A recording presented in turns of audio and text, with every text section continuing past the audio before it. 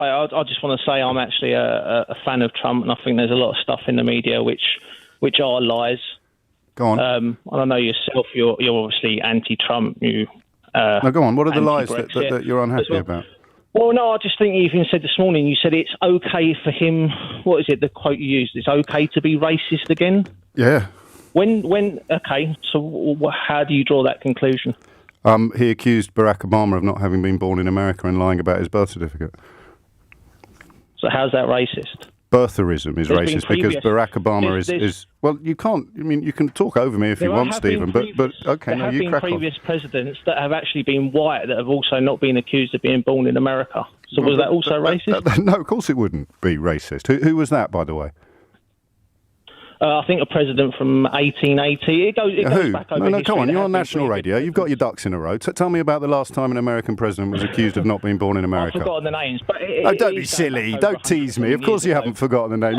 You wouldn't come on the radio and say something and then immediately fall apart in response to the first question you're asked. It's not falling apart. Okay, so let's go back to the lies that have been told about Donald Trump. Which one would you reach for first? Well, the one that you just said it's okay for the racist to come out. Well, we've just demonstrated he's very popular with racists, Stephen. I think we can all agree on that. Well, he's not popular with racists. So it wasn't white nationalists that invaded the Capitol last week, then. Steve Bannon, his key advisor during the presidential campaign, who's now been pardoned for ripping off Trump supporters, he didn't say you should wear the accusation of racism like a badge of honour.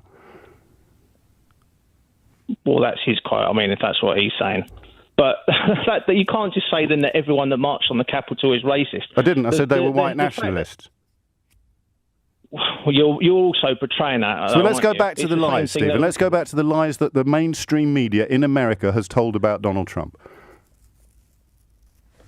Well, I've just told you the fact that he's racist. But we've just proved that he is.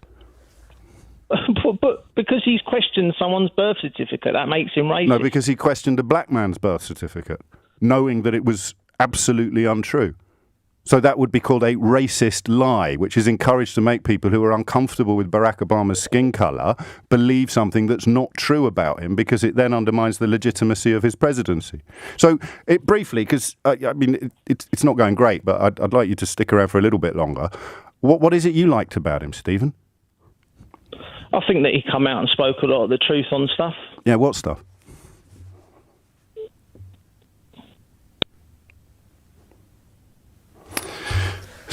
Stephen's hung up.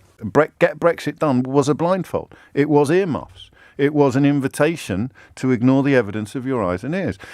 But when Brexit got done, you take the blindfold off. You take the earmuffs off. And it takes you a little while to reacclimatise, I think. It takes you a while. You sort of give your earlobes a bit of a tug and give it. What do you do when you rub your eyes a bit and you haven't quite noticed this and you haven't quite noticed that, and then along comes Andrea Leadsom and Owen Paterson, like a sort of Jack and Jill of political incompetence, one of whom has behaved in an appalling fashion and refused to admit it or acknowledge it, and one of whom is prepared to introduce an amendment to the House of Commons designed not only to let him off the hook, but also to rip up the entire rule book put in place to combat corruption. And they've fallen under the spell of the Get Brexit Done slogan as well, because they prorogued Parliament. They defended Dominic Cummings when he drove to Barnard Castle and back. So whether consciously or subconsciously, they think they can get away with murder, metaphorically speaking.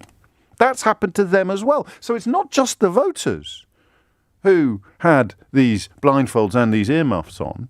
These politicians, particularly the less intelligent ones, have also ended up in a place, whether consciously or unconsciously, where they believe they can do anything. Johnson's been like that all his life. His sense of entitlement comes from, I don't know, his DNA or his background, his education or his personality, I know not. But for the rest of them, this is an assumed sense of entitlement. Some of us are born entitled. Some of us achieve entitlement, and some of us have entitlement thrust upon us. I think this lot, in a sense, have had entitlement thrust upon them by the Get Brexit Done slogan, under which they could do anything. They could lie to the Queen under the Get Brexit Done slogan. So the idea that they could rip up the anti-corruption rulebook, it's seen through this lens. becomes relatively innocuous. I don't think they actually slap each other on the back in the Garrick Club and say, well, what are we going to do next, lads? We lied to the Queen last year. Let's rip up the anti-corruption rule book this year. I think it's just a sort of almost an osmosis of corruption passing from the top down, actually. A sort of trickle down of moral corruption, culminating in the idea that 250 MPs could march through the lobby marked, we'll be marking our own homework in the future, thank you very much, and the rest of you can sod off. They march through that particular lobby and think they're going to get away with it. Why? Because we got away with everything else. Question, why did you get away with everything else? Answer, because it all got filed under Get Brexit Done. But Brexit got done. And you're not ready yet, perhaps, to recognise or acknowledge that it bears no resemblance whatsoever to what these shysters and charlatans promised you. That day will come. That day edges ever closer. Reality can only ever be postponed. It can never be permanently denied. But you are ready to say, Owen Paterson taking £500,000 off a couple of companies that he then lobbied government for, that didn't get Brexit done. That's got nothing to do with Brexit. And suddenly, like the sun coming over the horizon after a dark and dismal night, you understand why people like Charles Moore, disgracefully, and why people like David Davis disingenuously tried to bring Brexit back into it. There it is. We got there in the end, an hour and a quarter into the programme. Why were they bringing Brexit back into it? Because Brexit was the blindfold.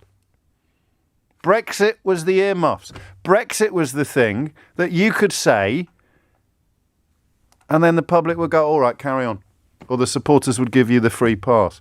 You drove to Barnard Castle to test your eyesight. Of course you did. Of course you flipping didn't. Brexit! Oh, no, you did. You did, actually. You sent Jacob Rees-Mogg to Balmoral to mislead Her Majesty the Queen. That's absolutely a Brexit. Oh, no, that's absolutely fine. As you were, good old Jacob, doff cap, tug forelock. You prorogued our parliament. That is the most constitutionally corrupt thing that any government has done in living. Brexit! Oh, no, that's absolutely fine. You carry on. You carry on. You publish newspaper front pages encouraging the British public to hate judges. That's so dangerous. That's the stuff of dictatorships and Brexit. Oh, no, that's fine. Carry on. Let's have another front page. But Brexit got done, you see. So did everyone who voted for it. But as I say, that day hasn't quite dawned yet. And that's why the Owen Paterson scandal has landed in the way that it's landed. And because the Daily Mail is a pivotal piece of this jigsaw, the fact that it's now edited by somebody who was bright enough to realise that Brexit was a very bad idea is perhaps part of the process. Because the Telegraph haven't turned. The Telegraph can't turn. They're so far down the rabbit hole that they will never be able to get out again. They can't turn round. But the Mail has changed its tack. The Mail has changed its tune. Because they understand what's happened. You can't file any of this under Get Brexit Done. Why did Owen Paterson take £500,000 off a couple of companies that he was lobbying for? Brexit! Pardon? Kwasi Kwarteng, yesterday, asked whether Boris Johnson had ever done anything in his entire career that could be seen as upholding standards in public life. I swear to you this is true. You're going to think I've made it up. Has he done anything in his entire career, on the beep, that could be described as upholding standards in public life? Do you know what Kwasi Kwarteng said? I swear to you this is true. I should have worked this out yesterday. I'm so sorry. Do you know what he said? He said, well, he got Brexit done. And that is the sound of a blindfold falling apart in real time. Kwasi Kwarteng, Secretary of State for Business, put in the Cabinet by Boris Johnson. Has the Prime Minister done anything in his entire life that could be described in any way whatsoever as upholding or promoting standards in public life? Kwasi Kwarteng's answer?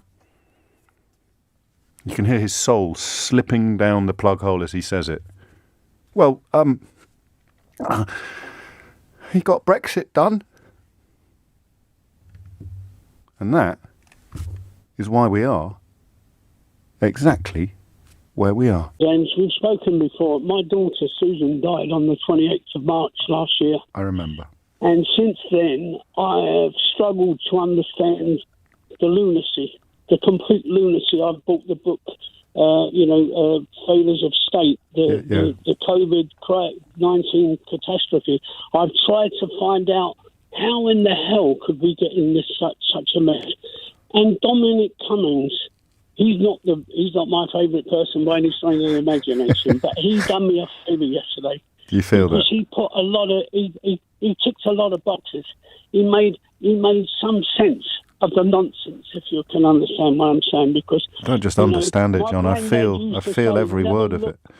Never look for logic where logic doesn't exist. And I've been looking all these months, this 15, 16 months, crying every day. My wife crying every day because of the loss of our daughter, trying to understand why is my daughter dead. And now I know, and I've always believed. I mean, at the end of the day, the definition of herding immunity is a matter of semantics. Yeah. At the end of the day, what you can't do is you can't put your finger back in the dike 1 second, 1 minute, 1 hour, 1 day after you've taken the bloody thing out. And at the end of the day, that's what Johnson did, because Johnson didn't take the pandemic seriously. He refused to take it seriously. He refused to arrive at COBRA meetings. He went on a fortnight's holiday. And for me, Cummings did me a favour yesterday. He did me a big favour, because what he's done is given me the peace of mind of knowing my many, many hours and many, many months of deliberation as to why my daughter, and I'm looking at her bush now, sitting in my garden. Why is she dead? And I know that she is gone mainly because of the incompetence of Johnson and his refusal to accept the serious nature of this pandemic. And I will never, ever forgive him, ever in my life, or any member of this capistocracy. I will never forgive them. And oh, mate, you felt yesterday for the first time. I completely understand why you're at pains to stress the low regard in which you hold Dominic Cummings, but you felt, and Susan's mum felt yesterday for the first time, that you perhaps had come to understand how it happened.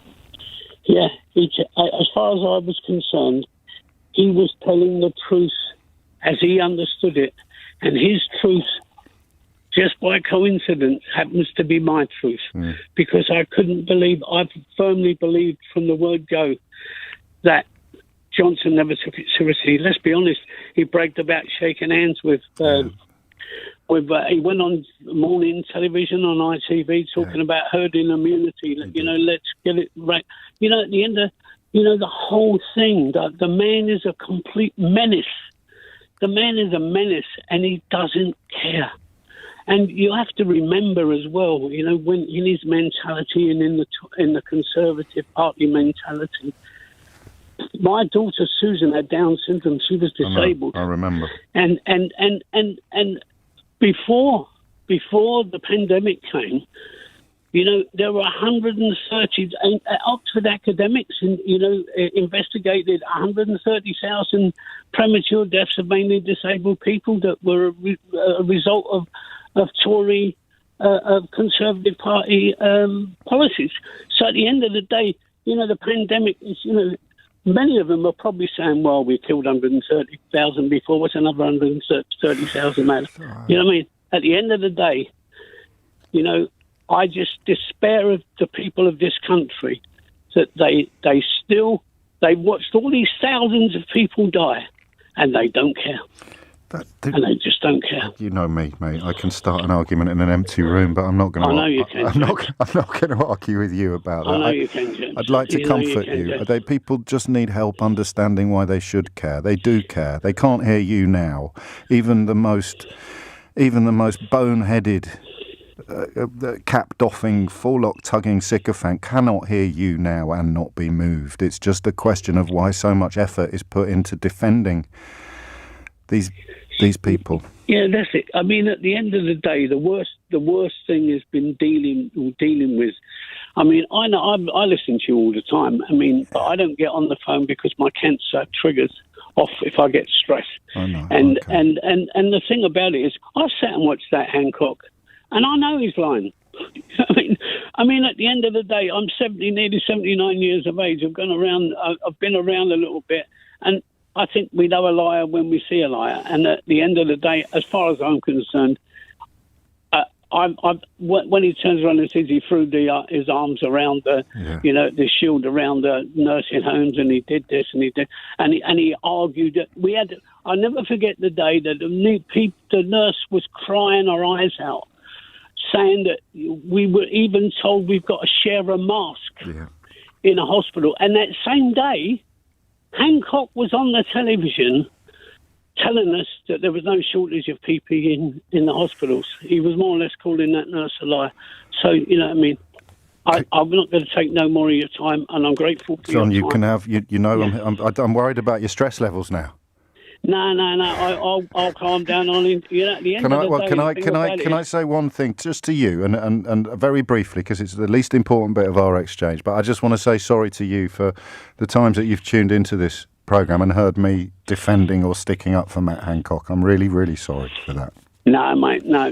We've all got a right to an opinion, and we learn, don't we? And at the end of the day, it's the same as everything. Of course I mean, all right, Cummings has told lies, but he's also told truth. Yes. So you you can't condemn everything Cummings says as a lie, and that's exactly what the Sun, point, isn't it? It's not all or nothing, a binary, a zero-sum game. You're 100% one way or 100% the other. Exactly. That's just not at human. the end of the day. And I think the one thing that came out of yesterday, more importantly than anything else, is that the absolute need for an inquiry now. Yeah. Not in a year's time, an inquiry now, because at the end of the day, one thing we all know in our hearts, that the lunatics are running the asylum at the moment. And the fact of the matter is we could have another bloody pandemic at the end of this month. Do you know what I mean? We can't afford to wait a year. Do you know what I mean? If we had somebody with half a brain running the country, do you know what I mean? I never call him Prime Minister because I think it's an insult to the name. But that's what we need. We need an inquiry now. Us families, us loved ones, all of us families. It's the very, very least you deserve, isn't it? Yeah, actually, exactly that. Because you're reduced to a vengeful, vendetta-driven former senior advisor giving vitriolic testimony to a select committee to get answers to the most profound and the most powerful questions of your life, and you're reduced to tuning into a pantomime like that rather than having a full and frank independent inquiry. Every minute of that, I rewound. Nearly 9 hours I was listening to that. Lord. Keep rewinding it. Listen to what he said again. You know what I mean? Because I wanted to be sure what he said. I wanted to understand what he said because it's so important to me. I mean, 9 hours is nothing. I mean, I have desperately needed the answers, and for me, he gave me the answers yesterday. And the simple answer is by Johnson's actions, by his refusal to accept the seriousness of the pandemic, he took his finger out of that dike, and there's no bloody way he could put it back. And it's as simple as easy as that. I hear you know what I mean? And using the word vaccination does not wipe away all those 150,000 people that are dead. You know what I mean? And that's what they're trying to do. Every time they open their mouth, it's vaccination. Yeah, you're right. Never about death. Thank you for your time. Before you go. Okay, yeah. And I'm going to struggle to say this. I bet you were a brilliant dad. Oh, God. Do you know, Saint? She was 56 years old. She was a bundle of fun. I called her Little Chief, and she called me Big Chief. And everybody knew her as Susie Wong. She was just the loveliest person in the world, and she didn't deserve. None of these people deserved it. None of these people deserved, a time of crisis when we desperately needed a really serious politician in charge of Downing Street. We sadly finished up with a charlatan and a narcissist and a liar. And that's why my daughter is dead, and that's why all these... I feel for all of these families, every single family. My heart goes out to them. And when I see it every day, and people turn around and say, oh, there's only 9 dead today, or it's only... That's somebody's loved one. Yeah. It's not only 2, it's not only 9, it's not only 1. It's somebody's loved one that's died. And people are in pain. And people should remember that. And they should remember that the next time they go to put their cross in a box, in a vote, in a polling station. Because this man isn't fit to run the country. End of story. I'm going to go. God bless and be well. You look after yourself, mate, John. Yeah, God bless. We'll talk again. God bless you, and love to Susie's mum as well. People who told you that all of the predictions of what was happening now were wrong were actually right, but the people who said they were wrong are now claiming that this is what they knew was going to happen all along. And that's why blaming business is both pathetic and brilliant at exactly the same time. Because think about this for a minute. Let's recall briefly Project Fear. Okay? Project Fear described labour shortages, possible threats to the supply chain of food. It described the possibility of empty shelves in supermarkets. It suggested under Operation Yellowhammer, which was the government's own research into it, they looked at the possibility of fuel supply being compromised and big problems with things like farming, agriculture, slaughtering, veterinarian, butchery, all of the things that are now actually happening. This is incredible. And I honestly, I'm in such a lovely place at the moment in my own head and heart that I've got no beef with you if you're still committed to the idea that somehow it's all going swimmingly or that this was actually what you expected to happen. The point was, everybody who warned that this was going to happen was shouted down by the people who are now in power. I'll say that again because it's really important. Everybody who explained and predicted, from the governor of the Bank of England right through to the head of most FTSE 100 companies and every prime minister this country has ever had, everybody who explained and predicted what is happening now was shouted down by the people now in power. So what do the people now in power do when the stuff they said was never going to happen starts happening? Well, this is where I really hope you can take me by the hand and lead me to a slightly less bleak analysis. They will claim the polar opposite. They will move effortlessly. They will move seamlessly. They will move shamelessly from insisting, quite robustly, occasionally even, dare I say, rudely, from insisting that all of these predictions were ridiculous. All of these Project Fear explanations were scaremongering nonsense. All of these people were miserable Ramonas. And now, almost before your very eyes, they're saying, no, that they were right all along. But this was always part of our plan. Take a moment to let that sink in. That's what they're doing to you now. These people, led by Boris Johnson, Jacob Rees-Mogg and the rest of them. Getting away with it? Not properly held to account for it, barely even questioned about it. They are going from claiming it was all a load of scaremongering Ramona Project Fear nonsense to claiming that everybody knew that this was going to happen. The people that we derided and dismissed and denied, of course they were right all along. Everybody knew that this was always going to happen, and that was the plan. And if businesses aren't ready for it, if businesses aren't ready to deal with all the things that we told businesses were not going to happen, then that is the fault of businesses. They should have known we were wrong. That's the message from government. Right now, today, 10:15, in front of you, the message from government to British businesses facing unprecedented and entirely unnecessary problems caused entirely by the project that propelled Boris Johnson into Downing Street. The message that Downing Street is giving those businesses is, it's your fault for not being ready to deal with all the things that we told you wouldn't happen. Walter is in Warrington. Walter, what would you like to say? Oh, hey, James. Good to speak to you today. Likewise. I probably spoke with your research. I'm a pastor of a church in Warrington. So we've all heard the stories of the gay conversion therapy of. Well, Damien hadn't, but I take your point. Yeah, I think most people. I presume it anyway. Normally, but you hear the stories of electric shock therapy. Even I read stories of even fathers attacking their daughters who came out as gay, and you hear all these sorts of stories. And obviously, I don't agree with that. I don't think that's right. I think that sort of thing is just abhorrent and just completely wrong. As I suppose, well, you say most people. But if a consenting adult, I know that's the term that's been used, and I know the conversation is more towards, originally the question was about the legal side of things. Yes. If a consenting adult came to me as a pastor and explained that he or she had same-sex desires or feelings, whatever word or way you want to say it or whatever. Yes. And I can't see that how me praying for them to help them overcome that, or again, however you want to word that, is the same as doing the other sort of things that was mentioned. Okay. Then sort of out, like you say, your question.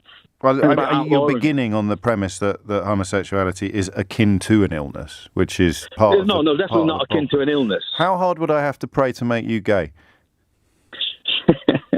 No, I understand I'm going to insist that you answer that question. How hard would I have to pray to make you gay? I don't believe it's about how hard anyone has to pray for anything. Well, all right. How often would I have to pray? How likely is it that I could pray you gay? From my honest point of view, from my honest belief, I don't believe it's possible. So how can you pray someone straight? Because this is how I'll answer that. So this is how I would view it again from my point of view. From my just so you know, I if I'm not satisfied with your answer, I will just ask you that same question again when you finish talking. Just so you know. So, all right. So the question is, how can you pray someone gay if you can't pray someone straight? So I believe that just as I would pray for somebody who is in a not same-sex desire, but in what you call a straight relationship. So somebody that has those desires towards that same person of the opposite sex, that we would pray together if they came to me and said that they're having these feelings and they don't want them because they want to save themselves to a marriage or etc. Yeah. It's the same as saying, for me, it's the same as saying that about somebody that says they're gay. So it's not that being gay is worse or being gay is the worst thing that anybody could do or the worst act that anybody could do. No, because they'd still be gay. Yeah, of course they'd still be so gay. So you're just going to try and get them to not have a sex life? No, definitely not. I wouldn't try and get them not to have what a sex then? life. So what are you praying? What are you praying for then? With the gay person? Yes, if they have come to me, so it's not something for a start. It's not something I would go to them and say, "You're wrong. I need to pray about this. Let me pray for you." Yeah. If they've come to me, but neither are you going to say when they come to you, say, "Well, don't be silly. There's nothing to pray for. Just go. I hope you find someone to love." You're not. You're going to say, "I'm going to help you fight your natural feelings." No, I wouldn't say that. No, definitely not. I'm honest. That's what you'd be doing. That's what you'd be doing. I'm an honest person on that one, and I wouldn't say to them, do as you wish. If they've come to me and they've asked me, so in other words, if they've been inculcated into homophobic thinking, or they're victims of a culture that preaches against homosexuality, they come to you because they don't want to be homosexual, or they don't want to do homosexual acts or have homosexual feelings. You're like, you're basically the drug dealer, aren't you? And like I said, when I started originally, it's not about so much just about. Yeah, but I'm going to do that thing I told you I was going to do. If you can't pray yourself, if I can't pray you gay, how can you pray someone else straight? No, it's not about me praying. It's about they've come and asked. So if they want that, but then you as a good citizen, never mind as a man of God, you should be telling them that they've got nothing to be ashamed of, and that their feelings are natural and beautiful and God's will. But again, obviously, it depends on the stance on the scriptures, doesn't it? No, it doesn't. On the scriptures of the. Are we going to do this? You want to go there? Want to? Do you want to go? Okay, what did Jesus say about sexuality? Jesus didn't, but if you believe all Scripture is God breathed. No, I want to know what Jesus said. Just as much. I want to know what Jesus said. Gay or straight, he never said any. Didn't say a word about it, did he? He actually did say one thing. No, he didn't. He did, if I can say it. If you let me. Well, yeah, go on. He said, "This is why a man must leave his house, his family, and be united to his wife, and that's the way that God created them." No, that's what Jesus said. No, he did. He was talking about marriage in the book of Matthew. Yeah, all right. So what did he say about sexuality? I was just saying that a man and a woman. What did he say about homosexuality? Homosexuality? No, he never said a word about it. Not a sausage. So when someone comes to you and tells you that they're gay, tell them they've got nothing to be ashamed of, and it's God's will, and that if there was anything wrong with it, God wouldn't have made us like this. But like I say, if they've come to you and said that they want you to pray about that... No. You've created a culture in which they don't want to be gay. You preach that there's something wrong with it, and then you think you get a free pass on being a good guy when they come to you and ask for help in resisting their natural urges. Yeah, because if you believe in the entirety of the Bible, the entire Bible. Oh, okay. You believe in the entirety of the Bible? Yeah. Okay. What are you wearing? What are you wearing at the moment? A woolen jumper and a pair of jeans. What are the jeans made of? Probably cotton, I think. So you're wearing wool and cotton at the same time, which Leviticus calls an abomination.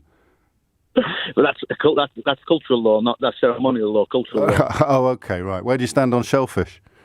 Again, it's cultural law. Oh, I see. So those laws are not. You don't abide by the full content of the scriptures when you're doing it, but when it's stuff you don't want to do, then it's really important. No, because that's not what I'm saying at all. It totally is.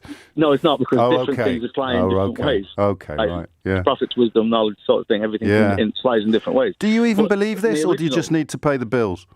No, I don't get paid for being a pastor. Good grief! So you do this for fun or power? No, definitely power, not. standing Definitely in the community, right? Sort of things you have that's to what go that's what you get out of it. It's vanity that's being fed. My original point wasn't about any of that anyway. Your original point was that if someone comes to you and asks for help in not being gay, you're going to pray with them and punt the lie that something might come good at the end of it. And the idea that you can pray... it was about the law. Ah, Walter, mate, it was about the law. You're a disgrace. And the law can't You're a disgrace. Prayer, certain prayers wrong and certain prayers right. You know it as well. I can hear it in your voice. I can hear the desperation in your voice. If it calls certain prayers wrong and certain prayers right, when does it stop? Do you know what I'm going to do, Walter? I'm going to pray for you, but my God, I'm going to pray for the people you corrupt as well. I thought our Prime Minister, our government, was going to take back... We were promised that they would take back full control of our waters and the resource. If they had done that, James, we would be in a very different position. But I explained to you in 2018 why that was impossible. James, please let me just finish. Well, okay, but you're not making any sense, June. Oh, no, because you won't let me get this across. All right, so if only we just believed more. Yeah, well, what do you want to talk about? The fact that what we should have been, if we had taken back control, what part of this conversation can I get over? If we'd have taken back full control of our resource and the fish, we would be in a completely different position. And who would we be selling it to? Well, the biggest problem we have in our country, James, is that we should be selling it to our in our supermarkets instead of all the farmed fish that they sell. You know, bassa from Vietnam. You know, prawns from dikes in Thailand. Yes. You know, that's something the government had. And was Brexit ever going to make any of that better? I mean, Norway sell their fish to 149 different countries. James, selling fish is not a problem. Where will we sell ours then? The problem is, pardon? Where will we sell ours? We'll sell it to France. We'll sell it to Holland. They'll need it. They've got big... You know what the problem is there? No, June, no, I will let you finish, but you can't sell it if you're not allowed to catch it. Well, we're talking about the deal. If I'm going back to what should have happened, what we were promised. This is a big deal. You know, at the moment, Boris has lied about wallpapers and this different things, but he lied to us. June, you made the promises to the British people. No, I didn't make... Yes, you did. You stood for office in Nigel's party. What did we promise? You promised that we'd take back control. People said that's impossible. You said no, it isn't, and here we are. Well, it isn't. It was not impossible. It was. But our government are weak and spineless and did not take back full control. If we'd have taken back and had the fish, we'd have sold it to France and Holland. They've got can't do that without a trade agreement. So they've got huge factories, James, and employees to pay. Where would they got the fish from? Us. Well, standard business sense, James. Don't try and make it look... Don't try and twist it. I'm not twisting anything. We can't sell fish that we're not allowed to catch. We're not allowed to catch... Well, listen, what I'm trying to say is we're quite happy as a coastal... as an island of catching our own fish in our waters and selling it. Yes, we're happy in our waters. But I explained to you 3 years ago that the massive majority of the fish that we sold, we were catching in other waters because we don't like to eat the oily fish. The reason we weren't catching it in our waters is because we weren't allowed to catch our fish. And now we're not even allowed to fish in the waters that we were allowed to fish in before, which is the whole point of today's story from Hull, isn't it, June? The UK fisheries are lobbying. They're lobbying the government that don't shout. We wanted rid of that. Please don't shout. Please don't. Please don't shout. I've got an earset in. The government are being lobbied. The Keller is a flagship. It's a Dutch vessel. It's British registered and owned by the UK, James. Yes, Please. Which means that it is This is about- subject to UK rather than EU legislation. Let me just hear you making a little promise before the election. Let's just go back in time again, June, if you'll allow. We are taking back full control of our waters and the resource. It's as simple as that. See, that's a promise. Who broke it? Our government broke it, But Jane. you made it. What do you mean I made a promise? Well, I'll remind you again. Have another We are listen. taking back full control of our waters and the resource. It's as simple as that. We wanted to do. And What do you that say is to what people who I voted for had you? meetings- What do you say to people who voted for you? You're going to say sorry? Sorry, why I didn't do the deal? Hang on, this is the promise you made. We are taking back full control of our waters and the resource. It's as simple as that. Wasn't simple, was it? Simple. Didn't happen, did it? Government made it difficult. It's the most simplest thing that you could do. I sat in an office in Lowestoft with Boris, and he promised me we would take back full control of our waters. That is what he told me. And I the told you resource. that was He impossible lied. in March of 2018. I told you that was impossible in March of 2018, Well, no, and you James, got cross. listen, You got this cross is about the about facts and Brexit with figures, you. didn't you? So anyway, before you Brexit go, is I don't one want to keep you thing. from your meeting. On a scale of 1 to 10, how well is Brexit going for the fishing industry? Fishing industry, dreadful. A scale of 1 to 10. I don't know, really, James. I mean, I'm still working on it daily, but really, No, I know, I mean, but at the moment, scale of 1 to 10. 8. Badly. So, Bad. It's bad for us at the moment. with I 10, mean, with these 10, people like you with 10, take 10 as the worst it could possibly be. It's currently an 8. You know, I have to put £10 in a tin for charity every time I say "I told you so" in the context of Brexit, June. Well, yeah, but that's not quite right, is it? You've twisted Keith, that. get the tin. June Mummery, I told you so. What do they actually stand for? I think we might have come fairly close to an explanation. Now, do you remember when the government voted to remove the £20 extra that the poorest people in the country were in receipt of? That was £20 on top of universal credit. And a fairly obvious objection to that was based on two things. Number one was that a significant proportion of people on universal credit were in work, so the old-fashioned line about lazy, feckless layabouts, although deeply dishonest, didn't even work here because people in full-time work were going to lose 20 quid a week. The poorest people in the country, I'm just going to keep saying that. In fact, I'm going to say it 3 times. They voted to take away £20 a week from the poorest people in the country. The poorest people in the country were told by this government to survive on £20 less, even less than they had already. The Conservative government instructed its MPs to vote to remove £20 a week from the poorest people in the country. And here is the MP for Romford explaining why. I think that this is a balance. It has to be judged very carefully. I think there are people that quite like getting the extra £20, but maybe they don't need it. Okay, you got that, yeah? So the poorest people in the country, I'm going to say that again, the poorest people in the country maybe don't need £20 a week more. Now, Andy has also been waxing lyrical upon the question of how MPs can possibly be expected to survive on a mere 80-odd grand a year, because the slightly fudged attempt to limit the second jobs that can be done passed in Parliament yesterday. I don't think it's got many teeth, for the record, the legislation as it stands, but the journey is not over yet. January is Judgment Day. But Andrew Rosindell, the MP for Romford, who thinks that taking £20 a week off the poorest people in the country was a great idea because they didn't really need it, has also been waxing lyrical on the issue of preventing MPs from trousering epic sums of money from private sector companies for services rendered. I'm very cautious on this because I know that some of my colleagues have jobs and outside work that they do, and that means them having to give up changing their lifestyle. We have to be careful about this. We have to realise that we're dealing with human beings who have families and responsibilities. Right, I'm going to play you the first clip again. This is Andrew Rosindell, the MP for Romford, talking about the withdrawal of £20 a week from the pockets and the purses of the poorest people in this country. I think that this is a balance. It has to be judged very carefully.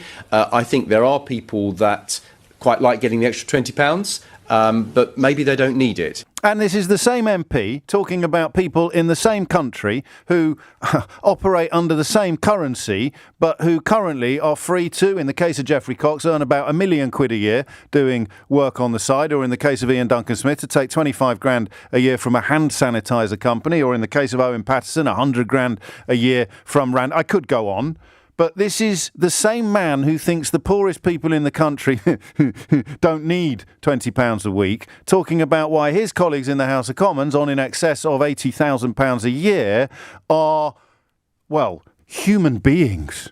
I'm very cautious on this because I know that some of my colleagues have jobs and outside work that they do, and that means them having to give up changing their lifestyle. We have to be careful about this. We have to realise that we're dealing with human beings who have families and responsibilities. Oh, once more then. Go on. Because what we're dealing with in the second case is human beings who have families and responsibilities, all right? That's Conservative MPs earning epic sums of money for unspecified service to private sector companies. But human beings who have families and responsibilities and are among the poorest people in the country, this is what he thinks of them. I think that this is a balance. It has to be judged very carefully. I think there are people that quite like getting the extra £20, but maybe they don't need it. And now you know precisely who Andrew Rosindell, the MP for Romford, cares about, represents and worries about at night. He currently has a majority of 17,893. So if you don't like the cut of his jib or the idea that you should care about human beings who are Conservative MPs, but the poorest people in the country can easily absorb a £20 cut in their income, then you can demonstrate your unhappiness at the next election. Then I'll begin. So at 11 after 10, I'm fascinated by that. We may get onto that a little bit later. I'm going to frame it like this. The psychology that sees people feel more threatened by being told to wear a mask than they are by the virus that's killed about 150,000 people in this country alone. I'm fascinated by that. If I'm describing you, then you probably already feel unfairly treated by that description. But that's not my problem. That's your problem. It's just true. It's killed 150,000 people, and yet you're more threatened by an order to wear a mask than you are by the threat posed by the virus. And of course, the maddest element about this, again, unless I'm missing something huge, in which case 0345 6060973, is that they often have quite odd views about the vaccines as well. And that doesn't make sense, because if you really, really, really don't want to get vaccinated, and let's pretend for the moment that you've got a sound scientific reason for that position, rather than just a subscription to your Uncle Keith's Facebook page. If you really, really, really don't want to get vaccinated, then the mask should be welded to your face. Oh, masks don't work. Right.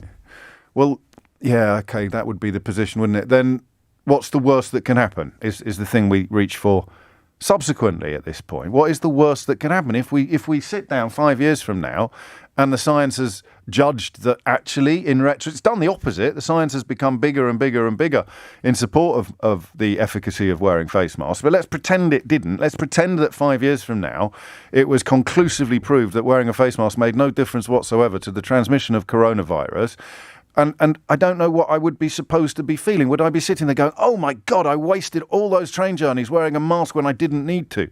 I can't quite imagine any circumstances in which I would feel cheated or betrayed or robbed. Oh my God, I sat in Phantom of the Opera with a mask on and my glasses kept steaming up. I could have seen Phantom of the Opera through slightly less steamy lenses. If only I'd known back then that I didn't have to wear a face. Do you see what I mean? So these are the baffling elements to me. The notion that you're more threatened by a mask than you are by a virus. The idea that even if it turned out they weren't helpful, you haven't lost much or sacrificed much or given up much. It's just so whiny. I'm sorry. It's just so whiny. It's like a kindergarten full of recalcitrant toddlers who don't want to eat their broccoli or something. I don't get it. Hopefully by 11 o'clock today, I will get it. 0345 6060973. And then finally, and somewhat unsurprisingly, and quite possibly foolishly, I do wonder whether they've got it right this time. They've moved further and faster, I think, than they have at the point of any other escalation. Don't you? It's still early. It might well turn out in a couple of weeks, when the dust settles, that Omicron is not as big a worry as it might be. The message coming from some medics in South Africa is, and it's early doors, and it is not yet, of course, definitive, because you need a couple more weeks to assess and collate the data. But although transmissibility may be higher, the symptoms are not. So there's every prospect that long before Christmas they'll have ramped down the alarm levels. But better safe than sorry was something that we wanted them to do for all of last year and most of this year, and they didn't. I'm going to cautiously suggest to you, and I am more than ready to take my medicine should I need to, that this response is the best so far to a, quote, new threat. Whether you're going back to the old new threat, or the new threat, or the new threat, which they nearly called it, but then realised that pronouncing that Greek letter new, or ni, some Monty Python reference there for older listeners, would be unhelpful. So therefore it is Omicron. And if you need a good joke today, probably the best joke I've seen with regard to all of this is not how I wanted to learn the Greek alphabet, lads. This is not how I wanted to learn the Greek alphabet. Special prize to anyone who knows what comes after Omicron? P. 10:15 is the time. The number you need is 0345 60 60 973. Brings us to the Prime Minister and the report by two select committees into his handling of the coronavirus pandemic in the earliest days. I think both of these select committees, and again, I probably should have double-checked before coming on air, I think they're both headed up by former Conservative members of Cabinet. I know Jeremy Hunt heads up the Health Select Committee. Let me double-check on that. But what I mean is that they are by no means biased.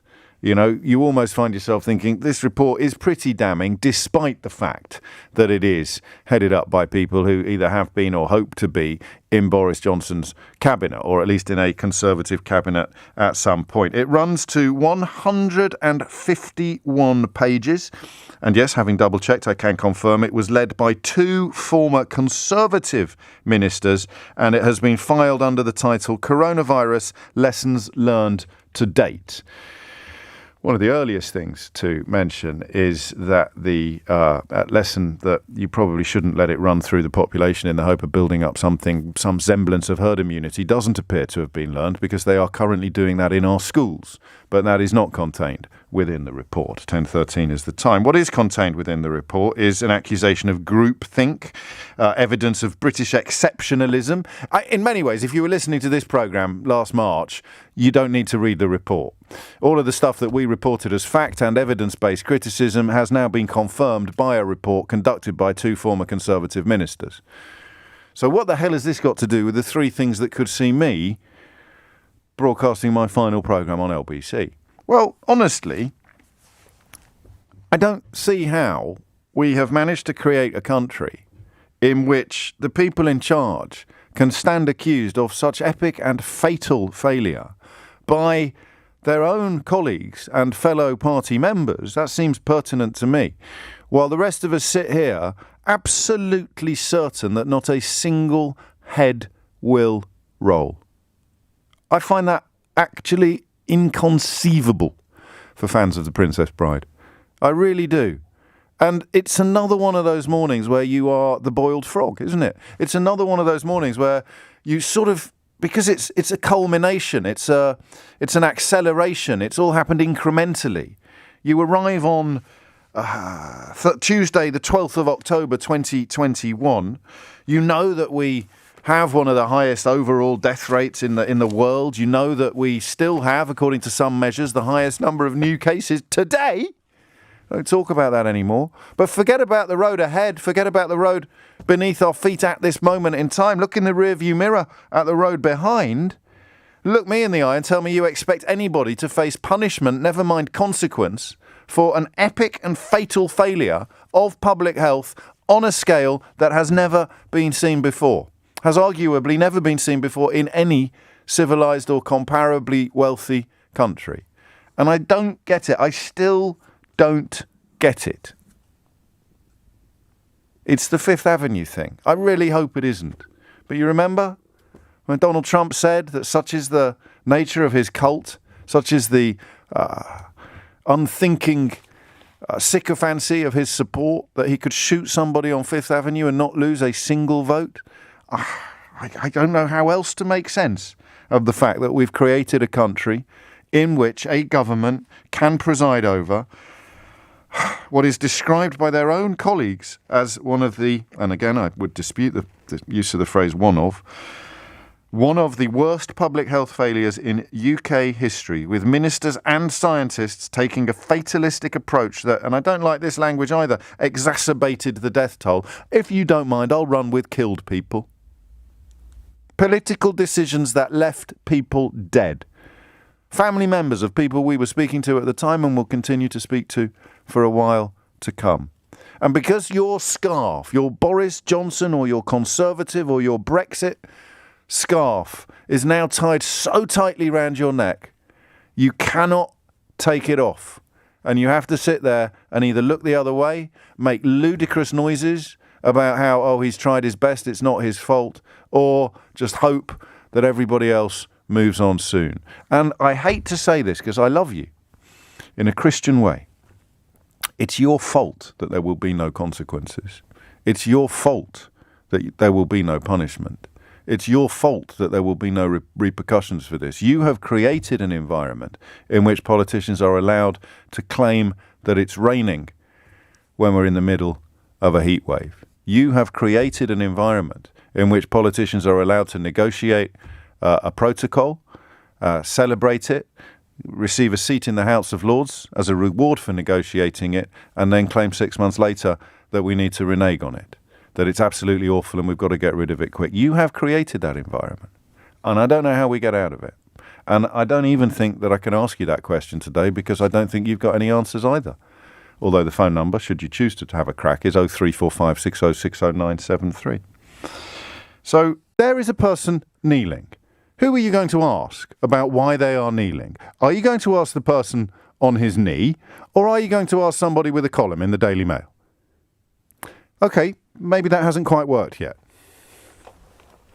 So you are on one knee. You personally. And if you don't like the idea of being on one knee, arthritis perhaps would be a preventative. You might be saluting or you might be doing star jumps. Admittedly, that would be even harder with arthritis than getting down on one knee. But still the point stands. Don't forget about the footballers. Forget about anybody else. You are on one knee for a reason.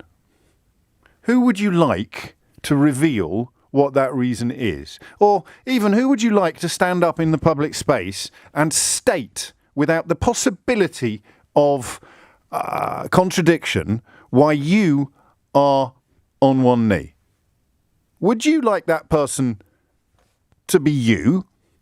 Or would you like that person to be a columnist in the Spectator magazine?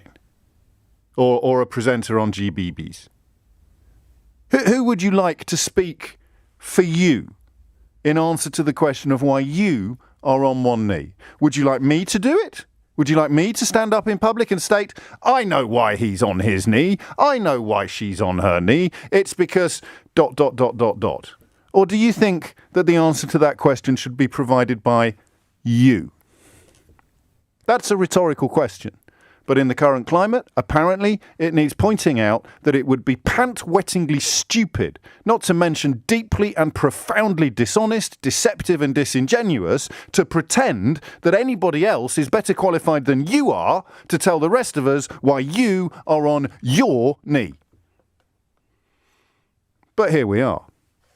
Priti Patel, the Home Secretary, one of the highest offices in the land, albeit that it's occupied by a proven liar and bully. It remains one of the highest offices in the land. She felt that she was better qualified to tell you why men like Marcus Rashford and Tyrone Mings and Harry Kane and Harry Maguire were on one knee than they were themselves.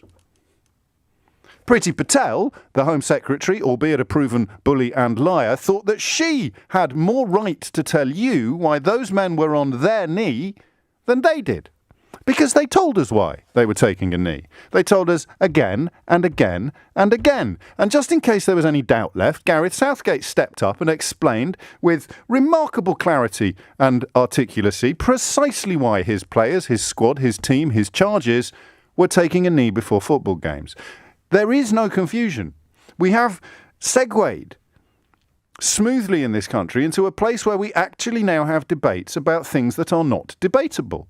I could open up these phone lines now and fill the switchboard with people queuing up to tell me why the footballers are taking a knee and why they know better than the actual footballers.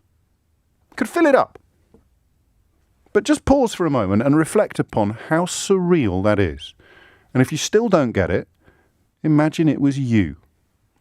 Imagine you were on one knee and everybody came to ask me why you were doing it. And the explanation I offered, the answer I provided, bore no resemblance whatsoever to the truth, to your truth about your knee in your life.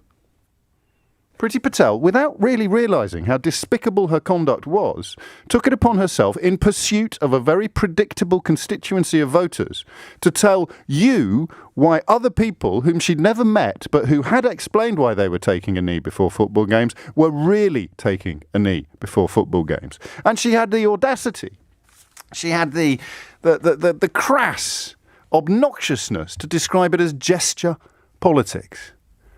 I know why they hate it. They hate it because it works. They hate it because it gets noticed. All of the people who pretend to believe that they've only got a problem with protests when they're violent suddenly had a fit of the vapours, threw their dummies out of prams and clutched their pearls so tightly the necklaces broke because these men had found a way, post Dr. King, post Colin Kaepernick, these men had found a way to protest with epic peacefulness about racism.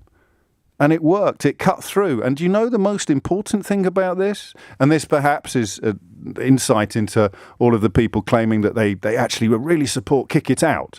Kick It Out is an anti-racism organisation foursquare behind the taking of a knee. They never mentioned that bit. They said, why can't we just concentrate on Kick It Out? Why do we have to take a knee? The reason why they've got such a problem with this is that you can't ignore it.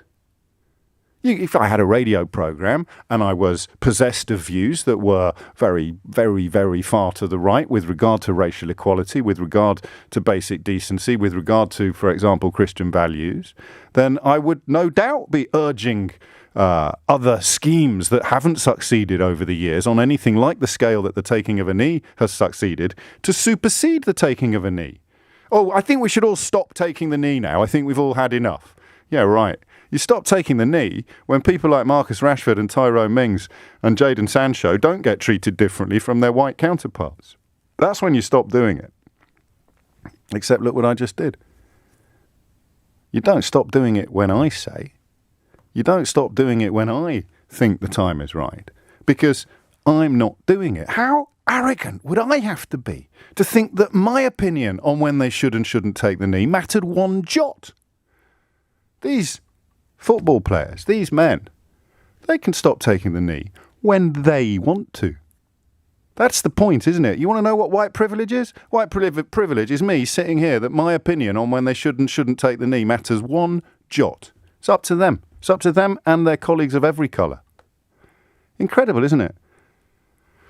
Even someone who spends about 3 hours a day patting himself on the back for being such a clear-eyed supporter of equality just fell into that trap. How dare I have a view on when they should and shouldn't stop taking the knee? They stop taking the knee when they want to, when they feel the moment is right. And guess what? If you were on one knee, or you were doing star jumps, or you were doing salutes, it isn't for me to decide when you stop doing it, any more than it's for me to decide why you're doing it.